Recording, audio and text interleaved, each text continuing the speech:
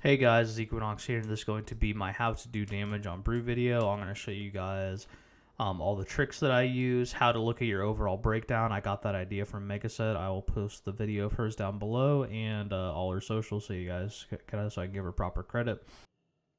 Then I'll be going over what trinkets or what CD timings you should use in dungeons and what trinkets you should be using. So let's get right into it.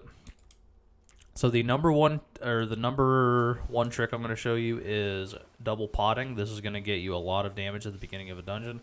Potioning ultimate power first before the dungeon starts, and then potioning shocking disclosure on the very first pack is what I like to do. You can pre-potion shocking disclosure and shocking disclosure again afterwards if you want, but I prefer ultimate power and shocking disclosure. So to explain that trick, basically right before you put the key in, you press this potion, or elemental potion of ultimate power, you press it, then you start the key, and then that buff will carry over for the full duration. This works best if you have the potion absorption inhibitor embellishment, so you want to have that.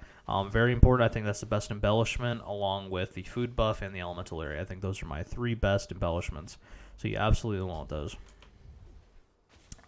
But yeah, double potioning, that's very important for your overall. Next is double spinning crane kick during exploding keg. So exploding keg has two halves of damage. It has the initial damage and it has the secondary damage. The secondary damage is during the 3-second debuff it has that makes melees miss. Every instance of damage causes you to tick for 3,000 more damage. So RJW, Breath of Fire, spinning crane kick, and that's why it's important. So I'm going to show you here, like, I put my RJW up, my Breath of Fire, Bone Dust Brew, and then I Exploding Keg, and then I double spin. So you see I double spin during that debuff, and then we look. That's the initial damage. That's the secondary damage. See how they're even? You want this. This is exactly what you want. They're not going to be perfectly even, but you want them extremely close to being perfectly even. You want to do this every single Exploding Keg. On single target, it matters less because it's not as many targets. You can honestly just do one spin and then an RSK or something. So yeah, not super important on single target, but very important on any more than one target. Next trick I want to go over is that RSK gives a stack of weapons to order. So if you see, I press order, RSK gives one stack to my main target and one to every other target. This one's also really important because this lets you lets you get to 4 stacks in your ramp, 1 keg smash earlier. That's a lot of time. My keg smash cooldown 7.8 seconds. You're saving 7.8 seconds of time on your ramp. That is a lot of time. Like 7.8 seconds is many globals that you could be using at 4 stacks. So this saves you a crap ton of time. Super, super important to abuse this. Next trick. Tank in your white tiger statue. It's so strong. So look at my white tiger statue. It's doing 5.5% of my damage. This is doing as much as my Dragonfire Brew talent. Black Eye Kick should be higher, but that's okay. But yeah, this is doing a lot. This does a lot more damage than people think it does. Tank in your white tiger statue. It's very, very good. And I'll go over like proper usage and CD timing. So yeah, we'll break that down more. But that's my next trick. Use the tiger statue. Trust me, it is very good. Tanking in it will net you so much extra damage. And the last trick is just having a proper opener. You want to be using Exploding Keg at 4 stacks of weapons of order, and you want to be using RSK in between your keg smashes until you get 4 stack. Once you get 4 stacks, you don't care about using RSK and AoE anymore. It doesn't matter. You also want to be Black Eye Kicking before every keg smash except your very first keg smash. That doesn't, like, after your very first keg smash, you want to be using Black Keg in between. You also want to have 1-to-1 Breath of Fire to keg smash ratio. So you see here, 186 casts of keg smash, 186 casts of Breath of Fire. The reason we do this is we run Dragonfire Brew. Breath of Fire damage is increased by up to 100% based on your level of stagger. Breath of Fire does a crap ton of damage. Abuse it. 1-to-1 keg smash to Breath of Fire. Super important. So yeah. So I'm going to go over the opener for you guys. I'm going to show you in the video right here, and you're going to see me do it. And then I'm going to kind of explain and show you guys how much damage it does. So yeah, we're going to go in, and we're going to pre-pop statue, and then RJW, then we're going to go into it.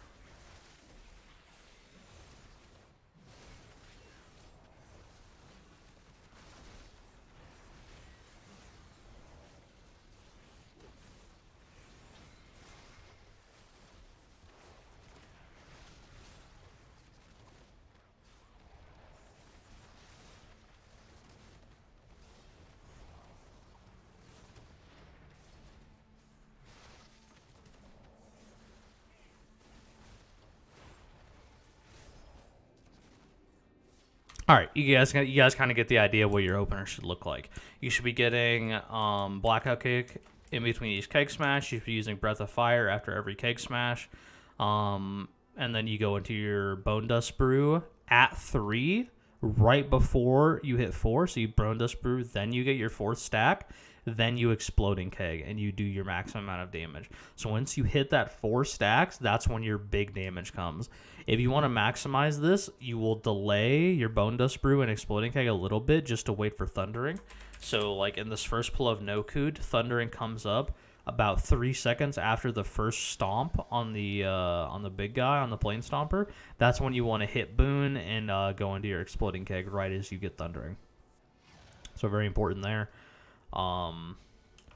Yeah, that's basically the opener. Keep him in the statue the entire time. RJW up 100% of the time. Breath of Fire after every keg smash. Blackout Kick before every keg smash except the first one. RSK when you don't have any more keg smashes to use. And then get into your Bone Dust Exploding Keg. If you nail this opener every single time, your damage will skyrocket. Super important to use this. Since we went over all the tricks, we're going to go into your overall breakdown, how to identify if your overall breakdown is correct. This varies with key level, so keep this in mind. The more damage you take, the different your damage breakdown will look. Your Breath of Fire will naturally be higher the more damage you take. On Fort Weeks, this is pretty consistent throughout all of your keys because you're always in Red Stagger because Brew gets clapped on Fort. But yeah, this is basically what it should look like. You can basically ignore Storm Meters if you're not running this. Replace or put this down and put Windscar Whetstone around down here because it does less damage than Boon. Keg Smash should be around 11.5 to 13% of your overall. Anywhere in between is good. RJW, if you're doing proper uptime, right here is perfect. Number 2 is very good. Number 3, 4, and 5 should always be Resonant Fist, Breath of Fire, and Bone Dust Brew. The only exception is Algathar Academy. Exploding Keg should be higher. And in Nakud, if you're being very good, Blackout Kick should be up here. Blackout Kick is usually my top 3.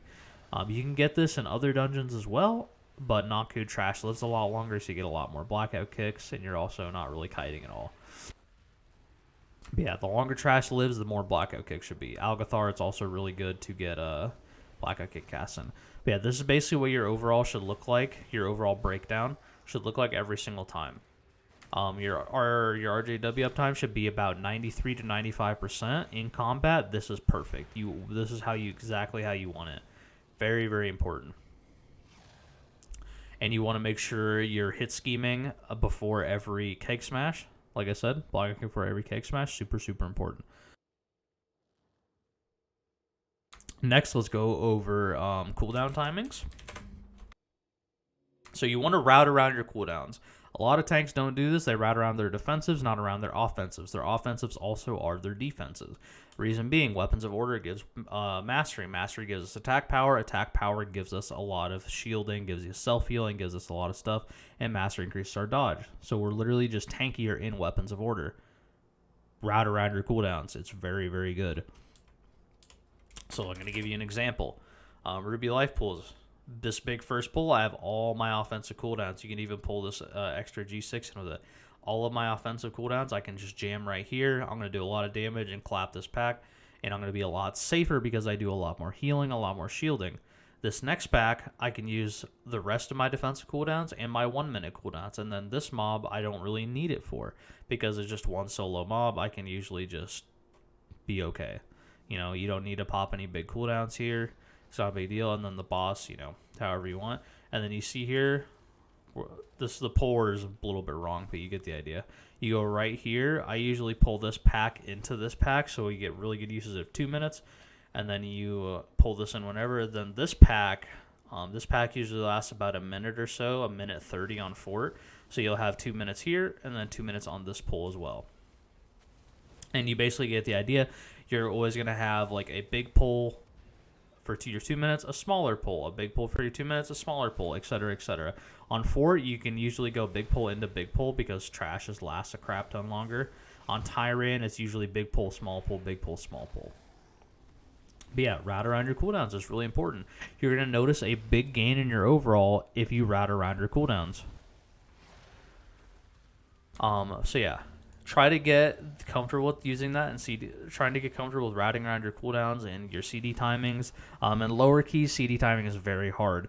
One, because trash does not live, bosses do not live, your CD timers are wonky, but this is mostly tailored to people in higher keys because it's really hard to get overall in lower keys. The things just don't live long, and unless your DPS are just really low. So yeah, I'm gonna go over trinkets and talents. So the best two trinkets for just overall playing Brewmaster are Whispering Incarnate Icon and Storm Meter's Boon. These two are BIS. This is assuming you're raiding. Obviously, the BIS is going to be because you're raiding. If you're not raiding, then you need to play Hunger of the Pack or Granis. These are interchangeable, and then Windscar Whetstone. This is required. So you want to run one of these two, and then a Windscar Whetstone. That'll be your best setup if you're not raiding. Embellishments, Elemental Lariat, Dragon Isles Potion Inhibitor, and then the Well Fed. Very important to get those. If you can get the raid rings, they're really OP for brew. Very, very good. You really want these. Stats. Let's go over stats before we go over the build. Crit, you want 30%, no buzzing runes. Mastery, at least 20%. Verse, at least 20%. This is exactly what you should look like. More of these two is never bad. It's always good. I go for avoidance over leech. If you have a crap ton of leech, pick up leech. So I do avoidance enchants because that's all, because I have 0 leech, literally 0. So yeah, really good. Weapon enchants, I use double Sophic Devotion. I think Sophic Devotion's better personally than Frozen Devotion. It gives you almost 4% stagger whenever it procs if you have 2. That's a lot of DR. You're basically having another high tolerance on a weapon enchant. Like, that's a lot of stagger. So yeah, get that. And this is the build. I'm going to have this link down below. General tree, you can move around some of these points however you feel, but you want to take the Expel Harm talents, Strength of Spirit, Profound Rebuttal, Vigorous Expulsion. So Strength of Spirit, this works on your Gift of the Ox Orbs. A lot of people don't know this, but this works on your Gift of the Ox Orbs. Super important. Training of Nazal versus Light Brewing. If you're trying to do more damage, training is by far the best option. I think Light Brewing's a bit overrated. I don't think you need it. This gives you way more self-healing, way more bigger shields. Way bigger shields. So yeah, I think training is just strictly better if you're playing well. I think Light Brewing is a very safety option. Blackout Combo, you play this if you want. Replace Bountiful Brew in the build with it. I don't like Blackout Combo personally, but it's up to you if you want to play it. Fully personal preference. Yeah, I don't go Counter-Strike and Facepalm anymore. I don't think they're necessary. Bountiful Brew and Bone Dust has just done strictly more damage for me, so I don't think they're necessary. But yeah, this is the build I'm running. I think this is the best build currently. I think training, again, is required. I think if you're playing Brew at a high level, this is the best. Bob and Weave and Black Ox Brew, fully up to you. Just depends what you want. I think Black Ox Brew, if played properly, is just strictly better. Same thing with training. If you're playing it well, it's better. But yeah, let's go over a little recap. All the tricks that I showed you: 4 stacks of Exploding Keg on your Weapons of Order, RSK to give you a stack of Weapons of Order, double potting at the beginning of the dungeon, 1-to-1 your Keg Smash to Breath of Fire, keep mobs in your Tiger statue, really important, and making sure you're double spinning Crane Kicking on every Exploding Keg. Also, after your double potion, pot on cooldown on trash. Don't waste pots on bosses unless you're doing trash with boss. Potting on bosses gets very little value, especially as a tank, so you always want to be potting on trash. One, because the trash is much more dangerous to you, and like I said, it gets less value on bosses. Like, people could say it's padding or whatever, but like, the potion gets no value on bosses. You're saving like 2 seconds on a boss fight. Maybe. And you're saving way more time on trash. And you're also just getting way more value on trash. So use your potions on trash on cooldown as much as you can. But yeah, that's pretty much the video. Make sure you're practicing the opener that I showed you guys. So I want to go over it one more time, and then I'm going to end the video.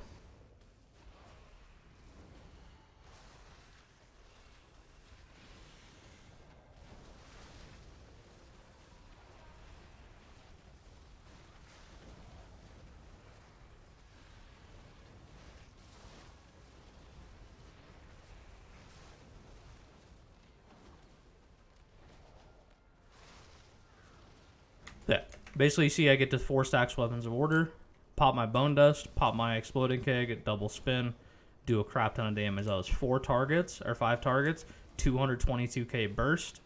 And I don't even have stagger increase on Breath of Fire, so this would be even higher.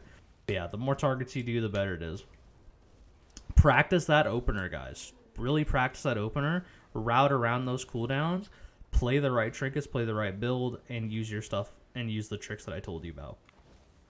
I hope this helps your overall. If you have any questions, comment down below or just hit me up on Discord. I'll have my Discord linked in the description. But yeah, hope you guys enjoyed the video. Hope you learned something, and have a wonderful day. Peace out.